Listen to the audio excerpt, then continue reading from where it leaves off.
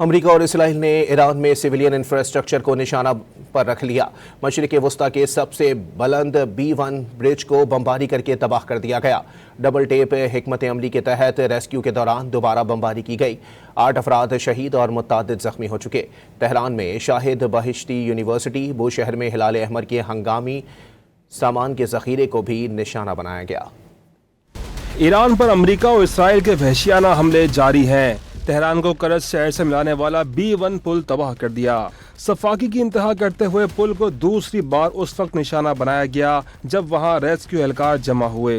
ریاستی دہشت گردی کرتے ہوئے امریکہ اور اسرائیل نے تہران کی شاہد بہشتی یونیورسٹی میں خواتین کی رہائش گاہوں کو بھی نشانہ بنایا۔ لیزر اور پلازما ریسرچ انسٹی ٹیوٹ بھی تباہ کر دیا گیا۔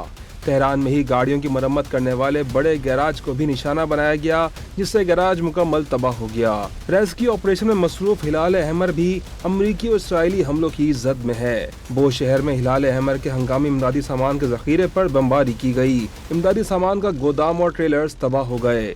ادھر پاسداران انقلاب نے اپنے بحری انٹیلیجنس ڈائریکٹوریٹ کے سربراہ بہنام رضائی کی شہادت کی تصدیق کر دی۔ دوسری جانب اسرائیلی وزیراعظم نے دعویٰ کیا ہے کہ اسرائیلی حملوں کے نتیجے میں ایران کی اسٹیل پیداوار کی تقریباً 70% صلاحیت ختم ہو گئی۔